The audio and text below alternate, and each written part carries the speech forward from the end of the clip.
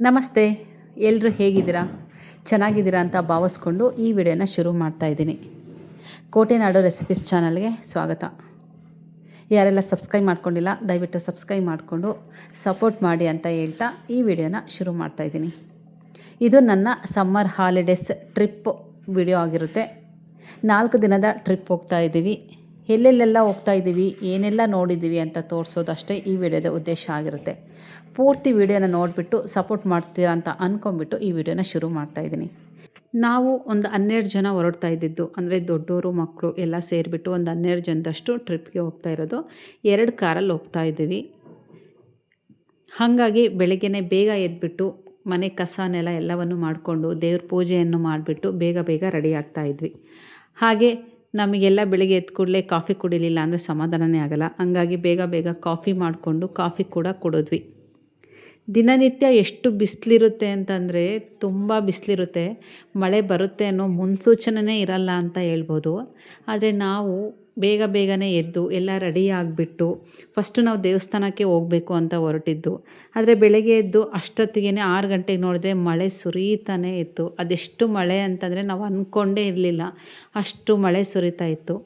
ಈ trip continue ಮಾಡ್ತೀವೋ ಅಥವಾ ಬಿಡ್ತೀವೋ ಅನ್ನೋ ಅಷ್ಟು ಕನ್ಫ್ಯೂಷನಲ್ಲಿದ್ವಿ. ಯಾಕೆಂದರೆ ಇಷ್ಟೊಂದು ಮಳೆ ಬರ್ತಾಯಿದ್ರೆ ಮಳೆ ಸ್ಟಾಪ್ ಆಗೋದೇ ಇಲ್ವೇನೋ ಅಂತ. ಇನ್ನೇನು ಕಾರಿಗೆ ಲಗೇಜ್ ಇಡಬೇಕು, ಮಳೆ ಶುರುವಾಗ್ಬಿಡ್ತು. ಅದೇ ಮಳೆ ನೋಡ್ಕೊತ ಒಂದೊಳ್ಳೆ ಖುಷಿಯಿಂದನೇ ಕಾಫಿ ಕುಡ್ಕೊಂಡ್ವಿ.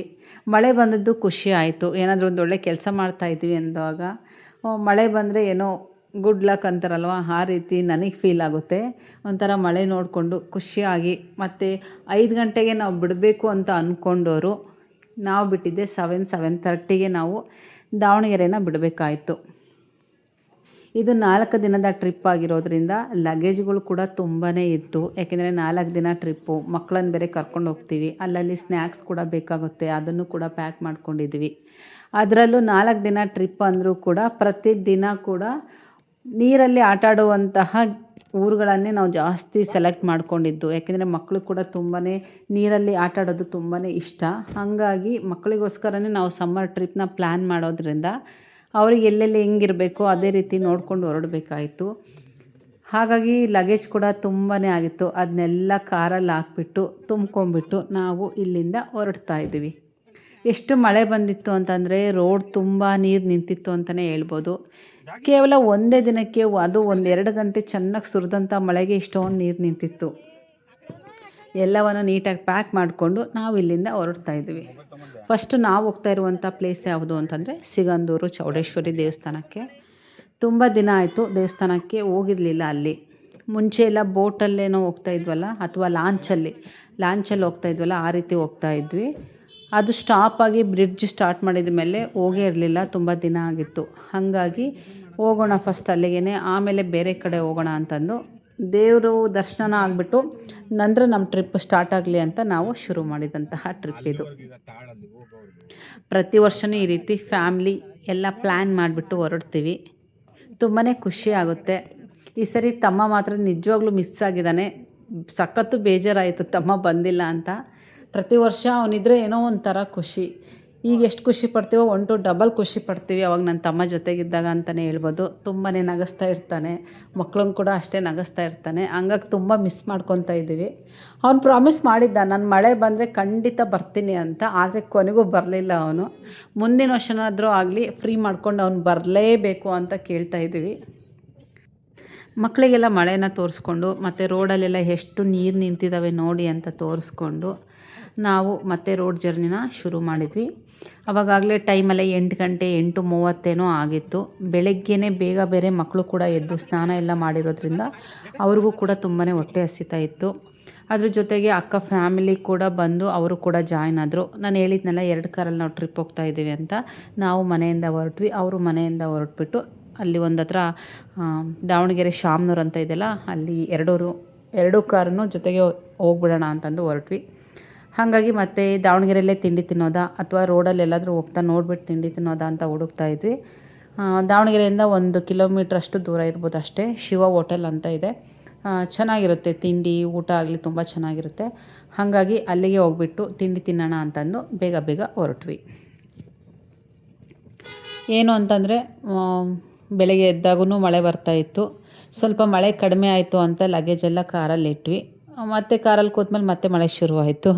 ಮತ್ತು ಹೋಟೆಲ್ ಹತ್ರ ಹೋದ್ವಿ, ಮಳೆ ಮತ್ತೆ ನಿಲ್ತು. ಮತ್ತೆ ಅಲ್ಲಿ ಇಳಿದ್ವಿ, ತಿಂಡಿ ತಿನ್ನೋಕೆ ಹೋದ್ವಿ. ಮಳೆ ಅಂತೂ ಇದೇ ಥರ ಆಟ ಆಡಿಸ್ತು ಅಂತಲೇ ಹೇಳ್ಬೋದು. ಮಳೆ ಬರೋದು ನಿಲ್ಲೋದು ಬರೋದು ನಿಲ್ಲೋದು ಅಂತಲೇ. ವೆದರ್ ಮಾತ್ರ ತುಂಬ ಅಂದರೆ ತುಂಬಾ ಚೆನ್ನಾಗಿತ್ತು ಅಂತ ಹೇಳ್ಬೋದು. ಈ ರೀತಿ ವೆದರ್ ಇದ್ದರೆ ಖಂಡಿತ ಹೋಗೋದಕ್ಕೂ ಒಂಥರ ಖುಷಿ ಅನಿಸುತ್ತೆ. ತಣ್ಣಗಿರುತ್ತೆ ಅಲ್ವಾ. ಈ ಸೆಕೆಗಂತೂ ತುಂಬಾ ಸಾಕಾಗಿತ್ತು. ಒಳ್ಳೆ ಟೈಮಲ್ಲಿ ಟ್ರಿಪ್ ಪ್ಲ್ಯಾನ್ ಮಾಡಿದ್ದೀವಿ ಅಂತ ಕೂಡ ಒಂಥರ ಪಾಸಿಟಿವ್ ಅಂತಲೇ ಅನ್ನಿಸ್ತು. ಚಿಕ್ಕ ಮಕ್ಕಳು ಬೇಗ ಬೇಗ ಹೊಟ್ಟೆ ಹಸ್ಕೊಂಡಿರ್ತಾರೆ, ಬೇಗ ಬೇಗ ಊಟ ಮಾಡಿಸ್ಬಿಡ್ಬೇಕು. ಇಲ್ಲ ಅಂತಂದರೆ ಮತ್ತೆ ಬೇಗ ನಿದ್ದೆ ಹೋಗ್ಬಿಡ್ತಾರೆ ಕಾರಲ್ಲಿ. ಹಾಗಾಗಿ ಬೇಗ ಎಷ್ಟು ಬೇಕೋ ಅಷ್ಟು ತಿನ್ನಲಿ ಅಂತಂದು ಬೇಗ ತಿನ್ನಿಸ್ಬಿಟ್ವಿ. ಮತ್ತೇನು ಅಂತಂದರೆ ಮಳೆ ಬೇರೆ ಅಲ್ವಾ, ಸಖತ್ತು ಮಳೆ, ಜಿಟಿ ಜಿಟಿ. ಆಮೇಲೆ ಜಾಸ್ತಿ ಮಳೆ ಶುರುವಾಗ್ಬಿಟ್ರೆ ಮತ್ತೆ ಇಳಿಯೋದಕ್ಕಾಗೋಲ್ಲ ಏನಿಲ್ಲ ಅಂದ್ಕೊಂಡು ಅಲ್ಲೇ ಇಳಿದ್ವಿ. ಆದಷ್ಟು ಜರ್ನಿ ಮಾಡುವಾಗ ನಾನು ಮಕ್ಕಳಿಗೆ ಇಡ್ಲಿನೇ ಜಾಸ್ತಿ ತೊಗೊಳ್ಳೋದು. ಸುಮ್ಮನೆ ಬೇರೆ ತೊಗೊಂಡು ಅದು ಸರಿ ಹೋಗೋಲ್ಲ ಏನಿಲ್ಲ ಅಂತಿರ್ತಾರೆ ಅನ್ನೋ ಕಾರಣಕ್ಕೆ ಇಡ್ಲಿನೇ ಬೇಗ ತಿಂತಾರೆ, ಬೇಗ ಜೀರ್ಣ ಕೂಡ ಆಗುತ್ತೆ ಅನ್ನೋ ಕಾರಣಕ್ಕೆ ಇಡ್ಲಿನೇ ಜಾಸ್ತಿ ಪ್ರಿಫರ್ ಮಾಡಿ ಅದನ್ನೇ ತೊಗೊಂಡು ತಿನ್ನಿಸೋದು. ಬೆಳಗ್ಗೆನೇ ಆಗಿರೋದ್ರಿಂದ ಪಾಪ ಅಲ್ಲೂ ತುಂಬ ಕತ್ಲು ಅನ್ನಿಸ್ತಾ ಇತ್ತು. ಜನನೂ ಅಷ್ಟೊಂದು ಇರಲಿಲ್ಲ, ಇನ್ನೂ ಪ್ರಿಪೇರ್ ಮಾಡ್ತಾಯಿದ್ರು. ಬಿಸಿ ಬಿಸಿಯಾಗೆ ಇಡ್ಲಿ, ಬಿಸಿ ಬಿಸಿ ಪಲಾವು, ಬಿಸಿ ಬಿಸಿ ಕೇಸರಿ ಬಾತು, ಉಪ್ಪಿಟ್ಟು ಈ ರೀತಿ ಇತ್ತು. ಎಲ್ಲ ಬಿಸಿ ಬಿಸಿ ಇತ್ತು ಅಂತಲೇ ಹೇಳ್ಬೋದು. ಬೇಗ ಬೇಗ ತಿಂದ್ಕೊಂಡು ಮತ್ತೆ ಜರ್ನಿನ ಶುರು ಮಾಡಿದ್ವಿ. ಆ ಕಡೆ ಸೈಡ್ ಹೋಗ್ತಾ ಹೋಗ್ತಾ ಹೆಂಗಂದರೆ ಫುಲ್ಲು ಗ್ರೀನರಿ, ಮಳೆ ಬರ್ತಾಯಿತ್ತು, ತಣ್ಣಗೆ ಗಾಳಿ ಬೀಸ್ತಾಯಿತ್ತು. ತುಂಬ ಚೆನ್ನಾಗಿತ್ತು ಅಂತಲೇ ಹೇಳ್ಬೋದು. ಅದರಲ್ಲೂ ಬೆಳಗ್ಗೆ ಜರ್ನಿನೇ ಹೇಳ್ತೀನಲ್ಲ, ನನಗಂತೂ ತುಂಬಾ ಖುಷಿ ಆಗುತ್ತೆ. ಇದೇ ರೀತಿ ಹೊರಟ್ವಿ. ಒಂಥರ ತುಂಬಾ ಚೆನ್ನಾಗಿತ್ತು ಅಂತ ಹೇಳ್ಬೋದು ಅಷ್ಟೇ.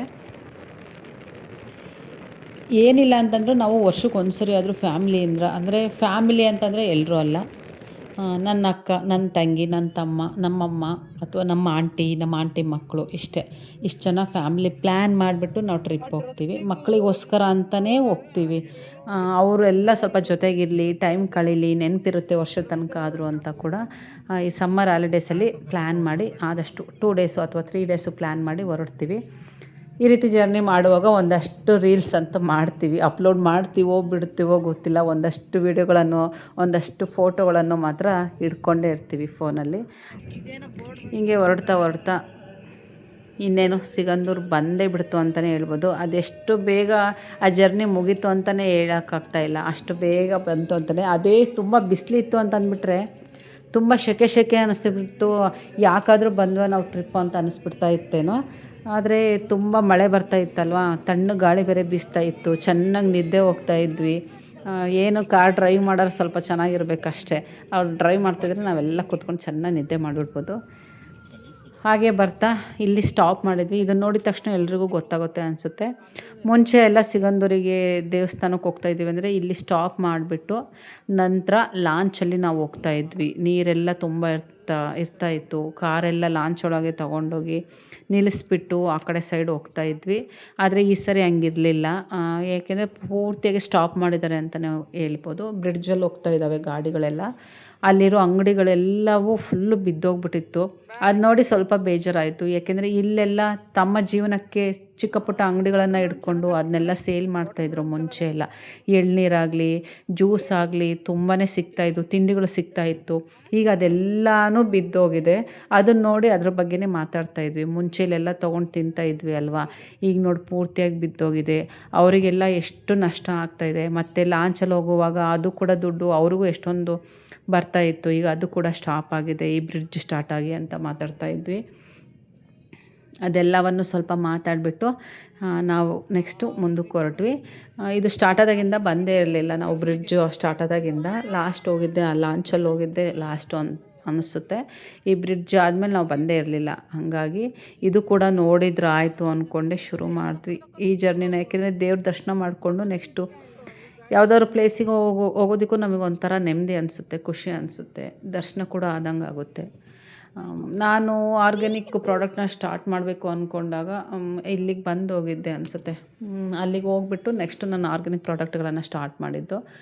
ಹಂಗಾಗಿ ಒಂಥರ ಕನೆಕ್ಷನ್ ಇದೆ ದೇವಸ್ಥಾನಕ್ಕೆ ನನಗೆ ಅಂತಲೇ ಹೇಳ್ಬೋದು. ಹಂಗಾಗಿ ಅಲ್ಲಿಗೆ ಹೋಗ್ಬಿಟ್ಟು ಒಂದೊಳ್ಳೆ ದರ್ಶನ ಆಗ್ಲಪ್ಪ ಅಂದ್ಕೊಂಡೆ ಶುರು ಮಾಡಿದ್ವಿ ಜರ್ನಿನ. ಮಕ್ಕಳಿಗೆಲ್ಲ ತೋರಿಸ್ಕೊಂಡು ಹೋಗ್ತಾ ಇದ್ವಿ. ನನ್ನ ಮಗಳಿಗೆ ಅಷ್ಟು ಇಷ್ಟು ನೆನಪಿತ್ತು. ನಾವು ಲಾಂಚಲ್ಲೆಲ್ಲ ಗಾಡಿಗಳನ್ನು ತೊಗೊಂಡೋಗಿ ನಿಲ್ಲಿಸ್ಬಿಟ್ಟು ಪಕ್ಕದಲ್ಲಿ ನಿಂತ್ಕೊಂಡು ಎಲ್ಲ ನೀರನ್ನು ನೋಡ್ಕೊತ ಹೋಗ್ತಾ ಇದ್ದಿದ್ದೆಲ್ಲ ನೆನಪಿತ್ತು ಅವಳಿಗೆ. ಅದ್ರ ಬಗ್ಗೆನೇ ಹೇಳ್ತಾ ಇದ್ವಿ. ಹೋಗ್ತಾ ಇದ್ವಲ್ಲ ಚೆನ್ನಾಗಿತ್ತಲ್ವ ಅಂತ. ಅವರು ಅದನ್ನು ಮಿಸ್ ಮಾಡ್ಕೊತಾ ಇದ್ರು. ಈ ರೋಡಲ್ಲಿ ಹೋಗೋದು ಕಾಮನ್ನು, ಅವ್ರಿಗೇನು ಅನಿಸೋದಿಲ್ಲ, ಏನು ಚೇಂಜಸ್ ಅನಿಸೋದಿಲ್ಲ. ಅದೇ ಅದರಲ್ಲಿ ಲಾಂಚಲ್ಲಿ ಅಥವಾ ಬೋಟಲ್ಲಿ ಹೋಗೋದ್ರಿಂದ ಒಂಥರ ಚೇಂಜಸ್ ಅನಿಸುತ್ತೆ. ಇದು ಮಾಡಿರೋದು ಚೆನ್ನಾಗೇ ಇದೆ, ಆದರೆ ಅದು ಲಾಂಚಲ್ಲೂ ಇರಬೇಕಿತ್ತು, ಬೋಟಲ್ಲೂ ಇರಬೇಕಿತ್ತು. ಅದರಲ್ಲಿ ಹೋಗಿ ಎಂಜಾಯ್ ಮಾಡೋರು ಅದರಲ್ಲಿ ಮಾಡ್ತಾಯಿದ್ರು, ರೋಡಲ್ಲಿ ಹೋಗಕ್ಕೆ ಇಷ್ಟಪಡೋರು ರೋಡಲ್ಲಿ ಹೋಗ್ತಾಯಿದ್ರು. ಎರಡೂ ಇದ್ದಿದ್ರೆ ಚೆನ್ನಾಗಿರ್ತಿತ್ತಲ್ವ ಅಂತ ಮಾತಾಡ್ಕೊತಾನೆ ಹೋದ್ವಿ. ಅವತ್ತು ನಾವು ಟ್ರಿಪ್ ಹೋಗಿದ್ದ ದಿನ ಏನಾಗಿತ್ತು ಅಂತಂದರೆ ಫ್ರೈಡೇನೇ ಆಗಿತ್ತು. ಹೌದು, ಫ್ರೈಡೇ ಆಗಿತ್ತು. ಹಂಗಾಗಿ ಫ್ರೈಡೇ ದಿನ ಹೆಣ್ದೇವ್ರು ಅಂತಲೇ ನಿಮಗೆ ಗೊತ್ತೇ ಇರುತ್ತೆ ಅಲ್ವ, ತುಂಬ ರಶ್ ಇರುತ್ತೆ ಅಂತಲೇ. ತುಂಬ ಗಾಡಿಗಳು ಬರ್ತಾನೆ ಇದ್ವು. ಎಲ್ರಿಗೂ ಸಮ್ಮರ್ ಹಾಲಿಡೇಸ್ ಮುಗಿತಾ ಬರ್ತಾ ಇದೆ. ಶುಕ್ರವಾರ ಬೇರೆ ಆಗಿತ್ತು. ಹಂಗಾಗಿ ಜನಗಳಂತೂ ತುಂಬ ಜನ ಬರ್ತಾನೆ ಇದ್ದರು. ನಮಗೆ ಶುಕ್ರವಾರ ಅವತ್ತು ಅನ್ನೋದೇ ಮರ್ತೋಗ್ಬಿಟ್ಟಿದೆ. ನಾವು ಒಟ್ಟಿಗೆ ಟ್ರಿಪ್ ಪ್ಲ್ಯಾನ್ ಮಾಡಿದ್ದಷ್ಟೇ, ಇಷ್ಟನೇ ತಾರೀಕು ಹೋಗೋಣ, ಒಂದು 4 ಡೇಸ್ ಇರೋಣ ಬರೋಣ ಅಷ್ಟೇ ಪ್ಲ್ಯಾನ್ ಮಾಡ್ಕೊಂಡು ಶುರು ಮಾಡಿದ್ದು. ಒಂದಷ್ಟು ನೆನಪಿಗೋಸ್ಕರ ಫೋಟೋಗಳು ವೀಡಿಯೋಗಳು ಅಂತೂ ನಡೀತಾನೆ ಇತ್ತು. ಇನ್ನೊಂದೇನು ಅಂತಂದರೆ, ಈ ಫ್ಯಾಮಿಲಿ ಜೊತೆ ಟ್ರಿಪ್ ಹೋದಾಗ ಈ ವಿಡಿಯೋ ತೆಗಿಯೋದು, ಫೋಟೋ ತೆಗಿಯೋದು ನಮ್ಮ ಜವಾಬ್ದಾರಿನೇ ಆಗಿರಲ್ಲ. ಜೊತೆಗಿರೋರು ಯಾರು ಬೇಕಾದರೂ ಮಾಡ್ತಾನೆ ಇರ್ತಾರೆ. ಆವಾಗ ನಾವುಗಳು ಕೂಡ ತುಂಬ ಫ್ರೀಯಾಗಿ ಆರಾಮಾಗಿ ಅಡ್ಡಾಡ್ಕೊಂಡಿರ್ಬೋದು. ಅದನ್ನು ಮಾತ್ರ ನನ್ನ ತಮ್ಮರೆಲ್ಲ ಫೋಟೋಗಳು ವೀಡಿಯೋಗಳು ಎಲ್ಲ ತೆಗಿತಾಯಿದ್ರು. ಅವರೆಲ್ಲ ತೆಕ್ಕೊಟ್ಮೇಲೆ ನಾನು ಅಪ್ಲೋಡ್ ಮಾಡ್ತೀನಿ ಬಿಡು ಅಂದ್ಕೊಂಡು ಮತ್ತೆ ಜರ್ನಿನ ಶುರು ಮಾಡಿದ್ವಿ. ನಾನು ಹೇಳಿದ್ನಲ್ಲ, ಅವತ್ತು ಫ್ರೈಡೇ ಆಗಿರೋದ್ರಿಂದ ಫುಲ್ಲು ಬ್ರಿಡ್ಜ್ ಮೇಲೆ ಜನ ಅಂತಲೇ ಹೇಳ್ಬೋದು. ರೀಲ್ಸ್ ಮಾಡ್ತಾಯಿದ್ರು, ಫೋಟೋ ತೆಗಿತಾಯಿದ್ರು. ಉದ್ದಕ್ಕೂ ಹಿಂಗೆ ಇತ್ತು. ಆ ಬ್ರಿಡ್ಜ್ ಆದಮೇಲೆ ಒಳಗಡೆ ಬಂದ ಮೇಲೆ ಗಾಡಿ ನಿಲ್ಸೋಕ್ಕೆ ಕೂಡ ಜಾಗ ಇರಲಿಲ್ಲ. ಫುಲ್ಲು ಒಂಥರ ಗಾಡಿಗಳಿಗೆ ಪಾರ್ಕಿಂಗೇ ಇಲ್ಲ ಅನ್ನೋಗಾಗ್ಬಿಟ್ಟಿತ್ತು. ಕೊನೆಗೆ ಅವರೆಲ್ಲ ಏನು ಹೇಳಿದರು ಅಂತಂದರೆ, ಹೊರಗಡೆ ಆ ಕಡೆನೇ ಹೋಗಿ ನಿಲ್ಲಿಸ್ಕೊಂಬಿಡಿ ಗಾಡಿನ, ಇಲ್ಲಿ ಜಾಗನೇ ಇಲ್ಲ ನಿಲ್ಲಿಸೋದಕ್ಕೆ ಅನ್ನೋದಕ್ಕೆ ಶುರು ಮಾಡಿಬಿಟ್ರು. ಅಷ್ಟು ಫುಲ್ಲಾಗ್ಬಿಟ್ಟಿತ್ತು. ರೋಡ್ ಸೈಡೆಲ್ಲ ಗಾಡಿಗಳು ನಿಲ್ಲಿಸ್ಬಿಟ್ಟಿದ್ರು. ತಿರುಗಿಸ್ಕೊಳ್ಳೋಕ್ಕೂ ಕೂಡ ಕಷ್ಟ ಆಗ್ತಿತ್ತು ಗಾಡಿಗಳನ್ನು, ಆ ರೀತಿ ಆಗಿಬಿಟ್ಟಿತ್ತು. ಹಂಗಾಗಿ ನಾವು ಕೂಡ ಎಲ್ಲಾದರೂ ಜಾಗ ಇದೆಯಾ ಅಂದ್ಕೊಂಡು ಆ ಕಡೆ ಈ ಕಡೆ ನೋಡ್ಕೊತಾನೆ ಹೋಗಿ ಗಾಡಿನ ಪಾರ್ಕ್ ಮಾಡಿಬಿಟ್ಟು ಹೊರಟ್ವಿ. ನಿಧಾನಕ್ಕೆ ಬಿಸಿಲಿರಲಿಲ್ಲ, ಆದರೆ ಸ್ವಲ್ಪ ಆ ಕಡೆ ಸೈಡ್ ಹೋಗ್ತಾ ಅನಿಸುತ್ತಲ್ಲ, ಒಂಥರ ಧಗೆ ಅನ್ನಿಸ್ತಾ ಇರುತ್ತೆ. ಆ ರೀತಿ ಸ್ವಲ್ಪ ಸೆಕೆ ಅನ್ನಿಸ್ತಾನೆ ಇತ್ತು. ಮತ್ತು ಮಳೆ ಏನು ಬರ್ತಾ ಇರಲಿಲ್ಲ. ಹಂಗಾಗಿ ಒಂಥರ ವೆದರು ಕೂಡ ಪರವಾಗಿಲ್ಲ ಅನ್ನೋ ಹಾಗೆ ಇತ್ತು. ಮಕ್ಕಳಿಗೆ ಕೂಡ ಏನೂ ಸುಸ್ತಾಗಲಿಲ್ಲ. ಬೇಗ ಗಾಡಿನ ಪಾರ್ಕ್ ಮಾಡಿಬಿಟ್ಟು ನಾವು ದೇವಸ್ಥಾನದ ಕಡೆ ಹೊರಟ್ವಿ. ಎಂಟ್ರೆನ್ಸೇ ಇಷ್ಟೊಂದು ರಶ್ ಇತ್ತು. ನಾವು ನೋಡ್ತಾನೆ ಅಂದ್ಕೊಂಡ್ವಿ, ಇವತ್ತು ಸರಿ ತುಂಬಾ ರಶ್ ಇದೆ, ಶುಕ್ರವಾರ ಬೇರೆ ಬಂದುಬಿಟ್ಟಿದ್ದೀವಿ, ದರ್ಶನ ಆಗೋದಕ್ಕೆ ಎಷ್ಟೊತ್ತಾಗುತ್ತೋ ಏನೋ ಅಂತ. ಏಕೆಂದರೆ ಬೇರೆ ಕಡೆ ಎಲ್ಲ ನಾವು ಕೆಲವೊಂದು ಲಾಡ್ಜ್ಗಳನ್ನು, ಕೆಲವೊಂದು ರೆಸಾರ್ಟ್ಗಳನ್ನು ಬುಕ್ ಮಾಡ್ಕೊಂಡಿದ್ದ ಕಾರಣ ಇಷ್ಟು ಗಂಟೆಗೆ ಹೋಗಬೇಕು ಅನ್ನೋದಿರುತ್ತೆ ಅಲ್ವಾ. ಅದನ್ನು ಕೂಡ ಬೇಗ ಅದೆಲ್ಲ ಹೋಗೋದು ಮಾಡೋದು ಇತ್ತು. ಇಲ್ಲಿ ನೋಡಿದ್ರೆ ಇಷ್ಟೊಂದು ಜನ ಇದ್ದಾರೆ, ಹೆಂಗಪ್ಪ ಟೈಮ್ ಪಿಕಪ್ ಮಾಡೋದು, ನಾವು ಹೆಂಗೆ ಹೋಗೋದು ಏನು, ಒಳಗಡೆ ಹೋಗಿ ನೋಡೋಣ ಬನ್ನಿ ಅಂತಂದು ಎಲ್ಲರೂ ಬೇಗ ಹೊರಟ್ವಿ. ಕಾಲಂತೂ ಒಂಥರ ಸುಡ್ತಾ ಇತ್ತು. ಈ ಕಡೆ ಸೈಡ್ ಹೋದರೆ ಚುಚ್ಚುತ್ತಾ ಇತ್ತು ರೋಡು, ಈ ಕಡೆ ಸೈಡ್ ಬಂದರೆ ಒಂಥರ ಸುಡ್ತಾ ಇತ್ತು. ಸ್ಲಿಪ್ಪರ್ ಬಿಡೆ ಕಾರಲ್ಲೇ ಬಿಟ್ಟೋಗಿದ್ವಿ, ಅಲ್ಲಿ ಇಲ್ಲಿ ಬಿಡೋದು ಯಾಕೆ ಸುಮ್ಮನೆ ಅಂತ. ಕೊನೆಗೂ ಹೋಗ್ಬಿಟ್ಟು ದೇವಸ್ಥಾನದಲ್ಲಿ ತುಂಬ ರಶ್ ಇತ್ತಲ್ವ, ದೇವಸ್ಥಾನದೊಳಗೆ ಹಾಗೆ ನಿಧಾನಕ್ಕೆ ಹೋದ್ವಿ. ನಮ್ಮ ಯಾವುದೇ ದೇವಸ್ಥಾನದಲ್ಲೂ ಕೂಡ ಒಳಗಡೆ ಯಾವುದೇ ರೀತಿ ಫೋಟೋ ತೆಗೆಯೋದಾಗಲಿ ವೀಡಿಯೋ ಮಾಡೋದಾಗಲಿ ಇರೋದಿಲ್ಲ. ಹಾಗಾಗಿ ನಾನು ಕೂಡ ಒಳಗಡೆ ಯಾವುದು ಒಂಥರ ಧೈರ್ಯ ಮಾಡಿ ಏನು ತೆಗೆಯೋದಕ್ಕೆ ಹೋಗಲ್ಲ. ಸುಮ್ಮನೆ ಹೊರಗಡೆ ಏನಿದೆಯೋ ಸ್ವಲ್ಪ ತೆಗೆದು ತೋರಿಸ್ತೀನಿ ಅಷ್ಟೇ. ಇನ್ನೊಂದೇನು ಅಂತಂದರೆ, ಈಗ ಇಷ್ಟೇ ಕಿಲೋಮೀಟ್ರು ನಾವು ಜರ್ನಿ ಮಾಡಿದ್ವಿ, ಇಲ್ಲಿಂದ ಇಷ್ಟೇ ಕಿಲೋಮೀಟರ್ ಇದೆ ಅಂತ ನನಗೆ ಖಂಡಿತ ಗೊತ್ತಿಲ್ಲ. ಅದ್ರ ಬಗ್ಗೆ ನಾನು ತಿಳ್ಕೊಂಡು ಕೂಡ ವಿಡಿಯೋ ಮಾಡ್ತಾಯಿಲ್ಲ. ನಾನು ತಿಳಿಸೋದು, ಇಲ್ಲಿಂದ ಇಲ್ಲಿಗೆ ಹೋದ್ವಿ, ಈ ರೀತಿ ಪ್ಲೇಸ್ ಇತ್ತು, ಚೆನ್ನಾಗಿತ್ತು, ಚೆನ್ನಾಗಿಲ್ಲ, ಇಷ್ಟೇ ನಾನು ಹೇಳೋದು. ಯಾಕೆಂದರೆ ನಾನು ಹಳೆ ವಿಡಿಯೋದಲ್ಲಿ ಒಂದು ಹೇಳಿದ್ದೆ, ಮಿಸ್ಸಾಗಿ ಕಿಲೋಮೀಟರ್ನ ತಪ್ಪು ಹೇಳಿದ್ದೆ ಅನ್ನೋ ಕಾರಣಕ್ಕೆ ಒಬ್ಬರು ನನಗೆ ಕಮೆಂಟ್ ಹಾಕಿದರು, ಗೊತ್ತಿದ್ದರೆ ಮಾತ್ರ ಹೇಳಬೇಕು, ಸುಮ್ಮನೆ ಯಾಕೆಲ್ಲ ಹೇಳ್ತೀರಾ ಹಂಗೆ ಹಿಂಗೆ ಅಂತ. ನಾನು ಹೇಳೋದು, ಸರಿ ಆಯಿತು, ನನಗೆ ಗೊತ್ತಿಲ್ಲ, ನಾನೇನೋ ಒಂದು ಹೇಳಿದೆ, ಅಟ್ಲೀಸ್ಟ್ ನೀವು ಕಮೆಂಟಲ್ಲಿ ಮೇಡಮ್ ಅಷ್ಟಲ್ಲ ಇಷ್ಟು ಕಿಲೋಮೀಟರ್ ಆಗುತ್ತೆ ಅಂತನಾದರೂ ಹೇಳ್ಬೋದಿತ್ತು. ಆದರೆ ನೀವು ನೆಗೆಟಿವ್ ಆಗಿ ಕಮೆಂಟ್ ಹಾಕಿದ್ರೆ ನೋ ಪ್ರಾಬ್ಲಮ್, ನಿಮ್ಮ ಇಷ್ಟ, ನಿಮಗೆ ಹೆಂಗೆ ಮಾತಾಡೋಕೆ ಅನಿಸುತ್ತೋ ಹಾಗೆ ಮಾತಾಡ್ಕೊಳ್ಳಿ. ಹಾಗಾಗಿ ನಾನು ಎಲ್ಲೂ ಕೂಡ ಕಿಲೋಮೀಟರ್ನ ಹೇಳ್ತಾ ಇಲ್ಲ. ದರ್ಶನ ಮಾತ್ರ ತುಂಬ ಅಂದರೆ ತುಂಬ ಚೆನ್ನಾಗಾಯಿತು. ಜನ ಇದ್ದರೂ ಕೂಡ ತುಂಬಾ ಚೆನ್ನಾಗಾಯಿತು. ದರ್ಶನ ಎಲ್ಲ ಮುಗಿಸ್ಕೊಂಡು ನಾವು ಹೊರಡಬೇಕಾಗಿದ್ದು ಕೊಲ್ಲೂರು ಮೂಕಾಂಬಿಕೆ ದೇವಸ್ಥಾನಕ್ಕೆ. ಆದರೆ ಇಲ್ಲೇ ಲೇಟಾಗಿದ್ದ ಕಾರಣ ಅಲ್ಲಿಗೆ ಹೋಗೋದಕ್ಕೆ ಆಗಲಿಲ್ಲ.